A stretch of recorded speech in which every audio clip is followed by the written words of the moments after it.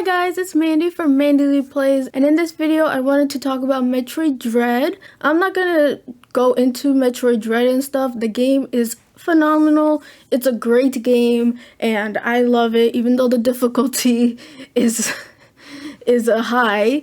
As my first Metroid game, it's something so cool and so unique. But in this video, I want to talk about how the game Metroid Dread really amps up the atmosphere of Dread and how it uses it to its advantage. Any normal person in Samus's suit would literally go crazy on this planet, but Samus seems to always, keep moving forward even though, everything's out to kill her. Even the AI is like, well, you're screwed. Now, Samus is a different kind of bounty hunter. She's strong mentally and physically, but I want to touch upon the dreadful feeling of, dread and how it perfectly encapsulates that feeling into the game.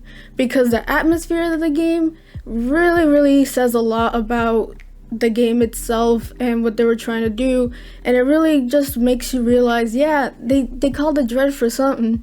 At the beginning of the game, we see this cutscene where Samus is fighting this bird-looking dude, and then we just wake up on this planet and everything and everyone on it wants to kill us, so we just gotta fight our way back to our ship so we could escape. Any normal game would say that, but they don't really show it. Metroid Dread really shows how effed you are at the moment and how much of a journey you have to go through to get to the top. Now, Samus starts off with no upgrades. All she has is a pew gun, nothing special, nada. Now, in the beginning, you are totally, downgraded.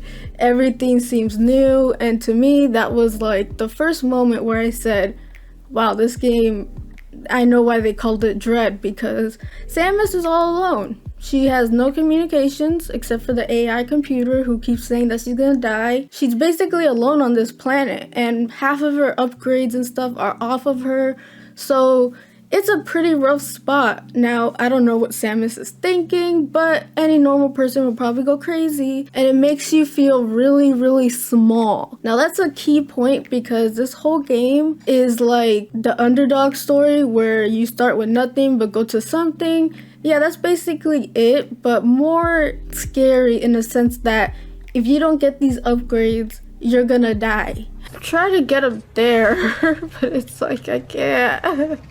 I can't jump! Can't do anything. I feel so noob. They literally gave me an upgrade and then took it away. And it's cold. Now as the game goes on and you start utilizing different aspects of your suit and stuff, things get a little better until boss battles. Now, the boss battles are really hard, and they're hard for a reason because it kind of clues you in on how Samus is growing. So every boss battle is a bigger chance of Samus surviving because you do get an upgrade from it. So I love how they make the bosses really difficult but really beatable. The difficulty in this game comes with surviving, and also the enemies pack a punch. They don't just, do a one hit or anything like that. No, they hit you and they hit you hard. So you always got to look at the patterns, get hit less, and really hone in on all the skills you've learned in that area to beat the boss. So every boss battle is this feeling of, all right, I could take on the next one, no problem. Of course, the next boss battle is probably harder, but with all the skills and knowledge you've learned, it makes it easier for you to climb up to your ship and get the heck out of there. So it really does a great job of giving you that sense of dread, especially in the beginning when you have nothing on you and kind of the leveling up process. And it's just so satisfying because when you clear a map or you clear something, it gives you this sense of progression that feels very nice. I haven't played any Metroid game in the past, so I don't really know if that was the thing back then, but in Metroid Dread, it gave you that sense of hopefulness in this dreadful situation, because even though you're screwed, you do have a chance of survival. You just gotta do it right. Now, another thing I want to talk about is the Emmies. Now, they are unique to this game, I believe. And that's the first time where I've seen Samus or any video game character who has to straight up run from the enemy. So I like how they put this in Dread, because that's like, to me it's weird, especially the way I play. I go guns blazing, no cares. But for me, being on the defense is kind of like not my cup of tea. So when I first learned that you have to run from the Emmies, at first I was like, why? No, I want to kill it. But it makes total sense, because this is Metroid Dread, and running away from a fight is still a fight, because even the act of escaping or running, that's scary, because the Emmies are very, very versatile and fast. Oh my god, doggo. Go, go, go, go, go. Oh shoot, oh shoot, oh shoot. Ah! Ah! There we go. They could go on the roof, on the ground, through crevices and stuff. I'm assuming, oh, it came from behind me! So even the act of running away fills me with anxiety and stuff, because it's still a race to survive. And a lot of people were like, oh, nice running. And I was like, oh yeah, I got used to running from the Emmies, because, you know, you bounce around, you try to navigate where they're not, and stuff like that. So you get really good at running away and avoiding these. Now, there are things you could do if they catch you. There's a slight chance you could run away by Samus whacking the thing, but it's so hard that doing it is just very difficult. So when they catch you, you're basically dead. Ah!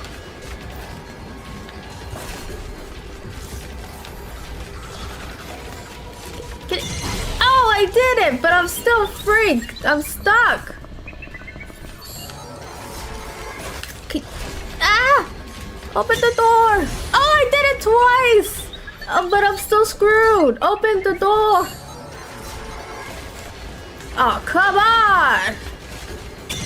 I did it 3 times. Can I get it? Can you open the door, please?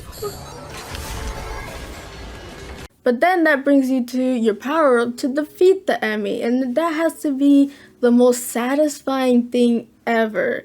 So basically you get the Omega Cannon and you just shoot it. Well, you don't just shoot it, you have to do it precisely at its eye, and when it's dead, woo baby, that area is all yours to explore, and it's just very satisfying. It's like,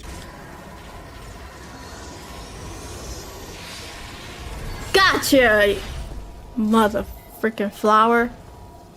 It's so satisfying when you beat an enemy, because it's like, ha, you've been chasing me this whole time. I'm back fully loaded and ready to take you down. And when you take it down, you're like, heck yes. Woo, I live for another day. Now again, you wouldn't get all these feelings if the game had the atmosphere of like a typical Nintendo game where it's like, oh, you could do it, and the AI computer is like, you could do it, you just gotta believe in yourself. No, we don't have all that. The computer literally says, you are done, you're toast, you're not gonna get out of here. That's literally what the computer AI tells you. It's not no believe in yourself or believe in your power. It doesn't mince words. It says you're probably gonna die a lot. That says a lot about how building a good atmosphere really goes into the game, and how you feel when you beat an enemy or you get to a new zone or you get something cool. It feels really good, and that's because the atmosphere for Dread is really dreadful. It just amplifies it. If it was a normal kind of game, you'll probably beat a boss and then move on and stuff. It wouldn't leave that much of an impact on you. You would just beat the boss and move on. But in Metroid, no, you feel really nice about it, and you feel like powerful as you go on. And to me, that says a lot about how good they built the atmosphere of this game, and how suffocating it feels when you first start. And as you go on, you get better, you get more upgrades, and there's more hope in the chance that you'll survive. And I know our girl Samus just keeps moving forward. To me, I'm like, how the heck is she dealing with all this? Since it's my first Metroid game, I never understood like Samus and all that stuff. I was like, she's just a female Link. She doesn't talk and stuff. But like Link, she has courage. She has cojones, because literally anybody in her place would probably go crazy. But she keeps moving forward. And that's part of the beauty of this whole dreadful situation. So I just think that Nintendo really hit the mark with how they wanted to tell Samus' story, Metroid Dread, and ultimately why they called it Metroid Dread. And even though it's dreadful, there is hope if you just keep moving forward. So yeah. I'm sorry, this wasn't supposed to be an inspirational talk, but Alright, so if you like this video, hit that like button, I would appreciate it. And if you like my content and would love to see more, please hit that subscribe button. We're almost to 4K and I can't wait. And let me know in the comments down below, when you play Metroid Dread, do you get the same feeling? Does it give you satisfaction when you complete something? Or you just don't like it because it's difficult and you just want to get to the ship. So please let me know in the comments down below. I love to hear from you guys. You can follow me on Twitter at Mandyleeplays. Hope you guys have a beautiful day, and as always, play a good game. Peace.